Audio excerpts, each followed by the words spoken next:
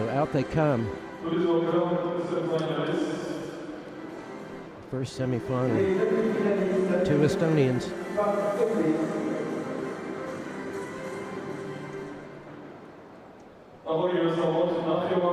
As you can see, LEHIS is nearly a head taller than everyone. There's our number one seed, Irina Embrich, who's just fenced lights out today.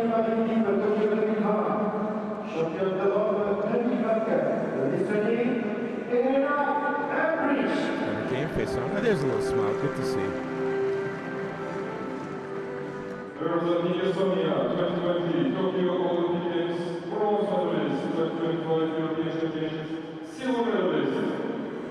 This is going to be a tough match for both of them. Because, as you say, Katrina LEHIS has got, you can run to the back of the piece and she can stay on the midline and still hit you. She's very long and she's tall, and that's a huge advantage. Exactly.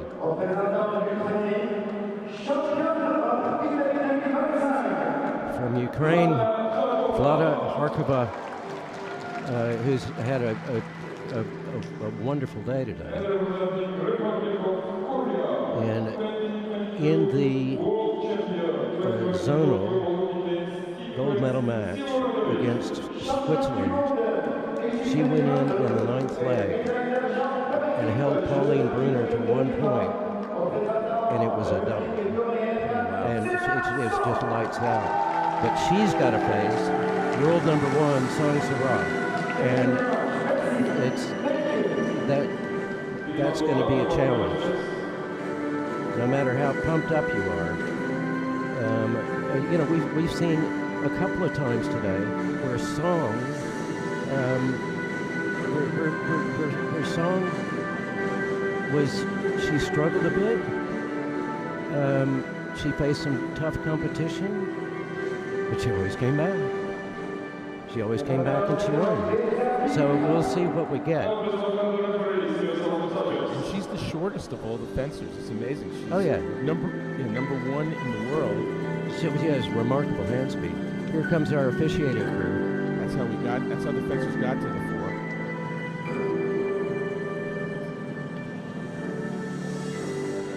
So our referee for our first semifinal from Republic of South Africa, it's Andre Kavriniuk. And one of our floor judges, Dilaram Turtlikova of Uzbekistan. Our video referee for the first semifinal is David Sakbadze of Georgia.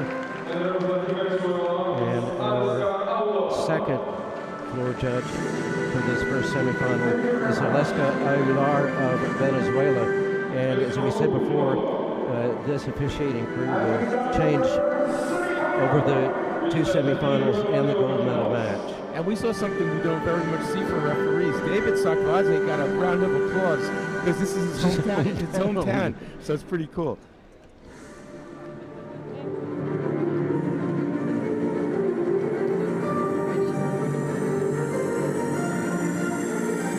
So first up, Embrich beat LEHIS. Now, Embrich, and I talked about this earlier, Embrich has fenced today like a champion. Like a champion. And I said that I'd seen this before 2019 World Championships when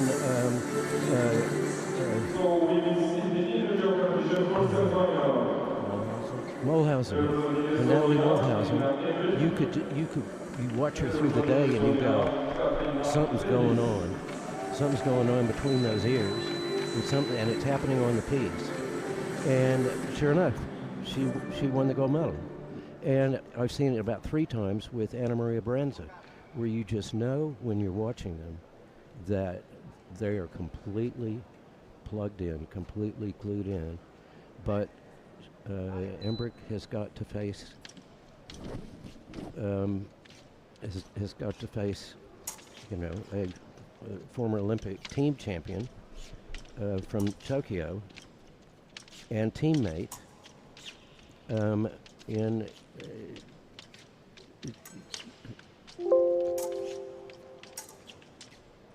LEHIS has this move that's a flick over the guard that is absolutely deadly. So to get back to what you started on, it is amazing when you see any athlete, certainly our sport of fencing, someone who's in that zone. Yeah. They're in a special zone that they're not always in, and you can see it. Well, when I was talking to Helen Nellis-Naukes, who's the coach, she said, it always amazes me, and I made some comment about the fact that Irina Embrich is on the podium piste at the age of 45 and has been fencing lights out all day long. And she said, it always amazes me that people look at Irina when she's fencing and think she's not doing anything. And speaking of not doing anything, these fencers didn't do anything for a minute. Yeah, they wiped the first minute off this match, which has become de rigueur in EPEE these days. Hence the P yellow card. Yep. 1 minute of no touches being scored. So it's basically a shot clock. And now a second 1 minute will start into effect, and both fencers get LEHIS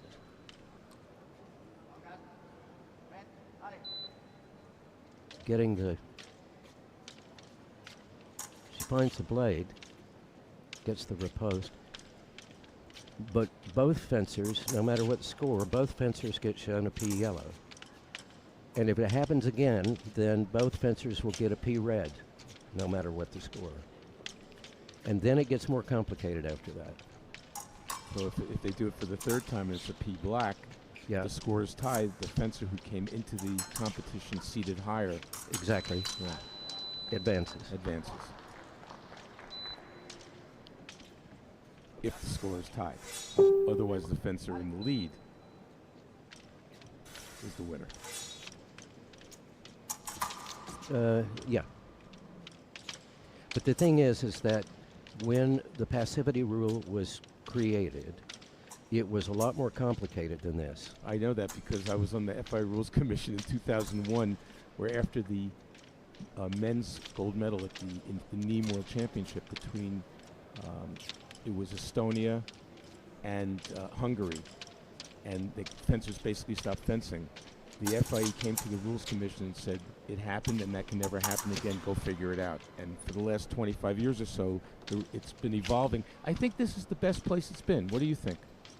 Non-combativity, passivity. I think the rule right now... this is the way the rule needs to be. Yeah. Because people started gaming the system. Yeah.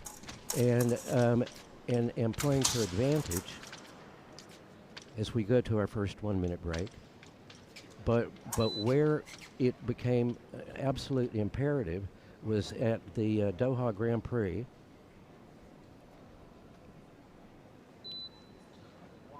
P red. There was, with 4 minutes or 4 seconds left on the clock, then another minute had passed. And each point for each fencer. And basically, Ember can't allow that to happen again if she's behind or the score is tied or she's gone. Yeah. But the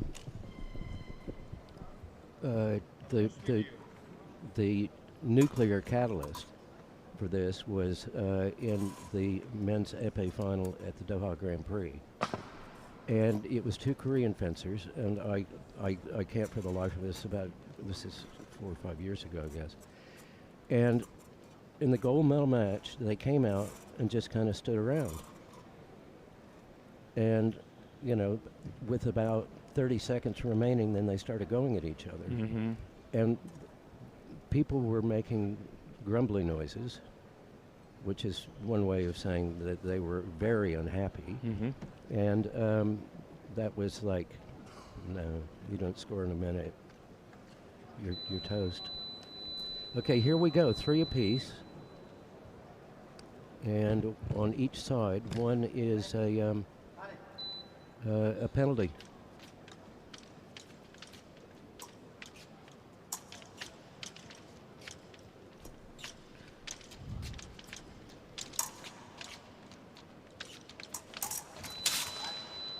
double.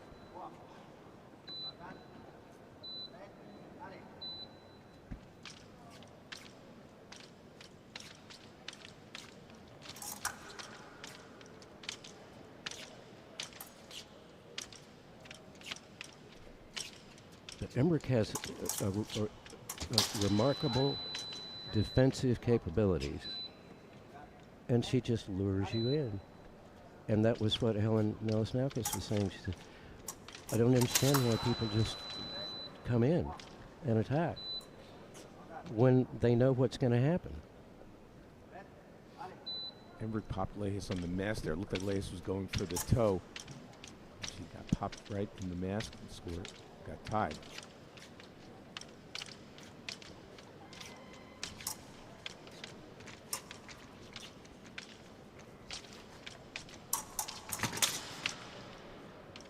I have to look something up here.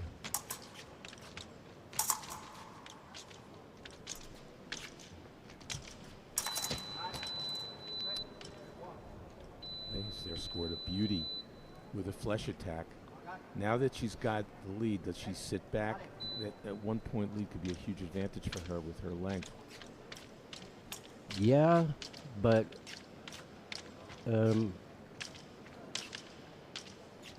yeah, Embrich doesn't necessarily roll like that. I mean, Katrina LEHIS is world number 5. She's 30 years old. Irina Embrich is world 27, and she's 45 years old. Mm-hmm. And she knows what she's doing. Well, that time she was able to catch the blade. Yeah. Watch this. LEHIS went for parry, riposte. And she makes it look really simple because she's been doing it for a long time. And you know, she doesn't run up and down the piece. She draws you in.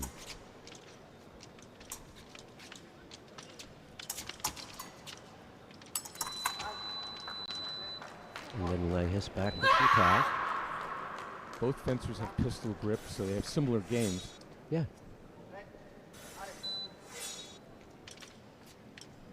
Well, they've been training together for a long time. That's true.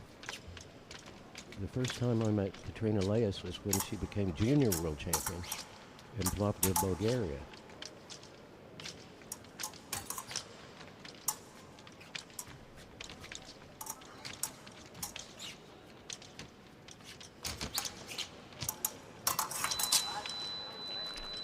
Strong on the blade. Yep. Well, you go stand next to her and you'll understand. I have stood next to her. I mean, it's like looking up. I'm 6 feet tall. It's not enough. Okay. I think LEHIS is going to force the issue now.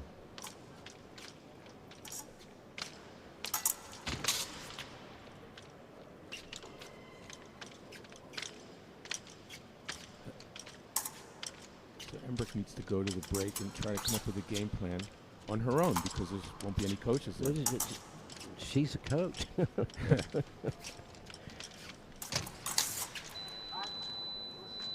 No. It's LEHIS strength and reach on the inside is, you know, she can if she takes your blade, she can spin you around like a top. I actually thought on that action she took a risk she didn't need to, did LEHIS, and Embrich parried her and wasn't able to hit on the riposte, and LEHIS was able to score. I think that was a bit of a backbreaker because it could have been 9-7, now it's 10-6.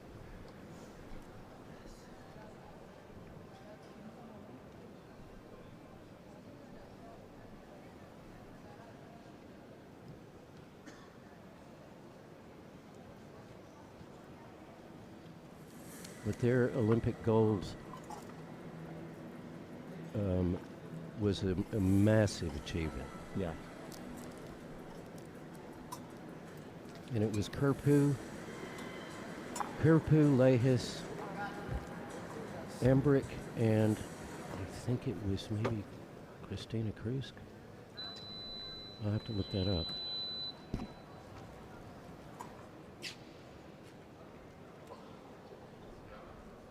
But Embrich has got to get LEHIS to play her game, Embrich's game. Because what LEHIS did in that second period was get Embrich to do all the things that Embrich capitalizes on from her opponents.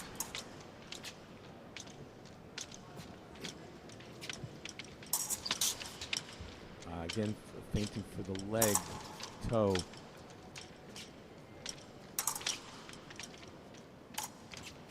Actually, the last time LEHIS did that, Embrich popped her on the mask. I can say, having fenced épée, that's something I would try to do as well.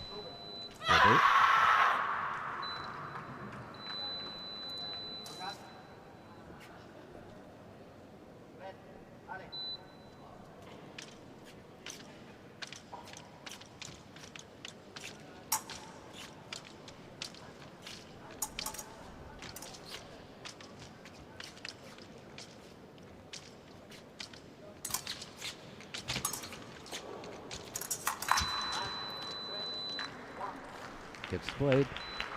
She had a 4-point lead. Probably took an unnecessary risk from a little bit out of distance there.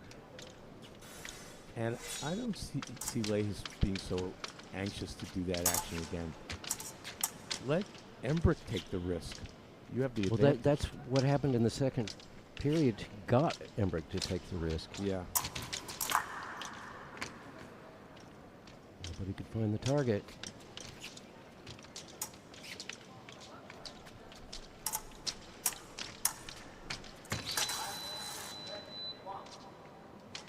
Yeah. That was too easy, wouldn't you say? Yeah.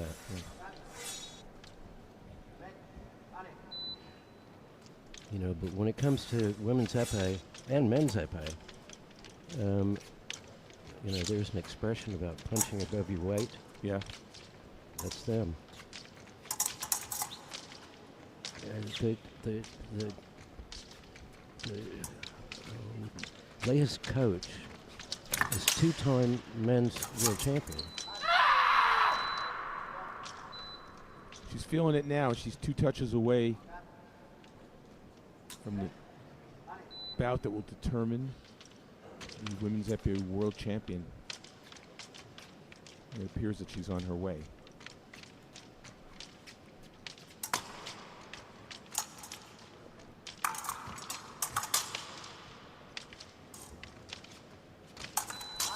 Boom, right in the middle. Yep. Beat attack, took the blade.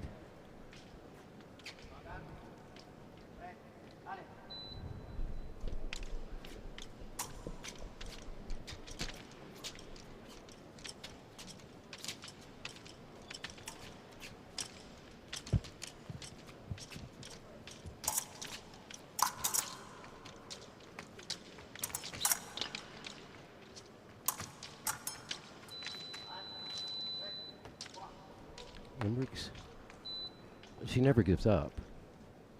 I don't see LEHIS ceding ground quite that easily this time. Maybe she will, but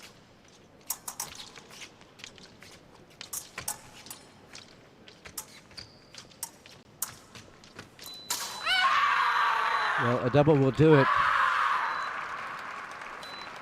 15-10. LEHIS goes to the gold medal match, but a big salute to Irina Embrich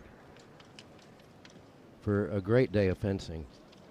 that is one well-deserved World Championship bronze medal. Absolutely. Yeah. She has bags of medals, but I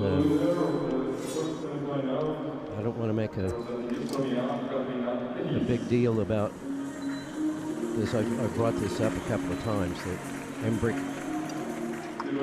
is on the podium, and is frequently on the podium at an age where Where most people are not still fencing. well, yeah. But as far as I'm concerned, she's a legend. Mm-hmm. And every time I see her, There's the And validation. she says, there it is, official. He, we look at each other, say hello, and then we say to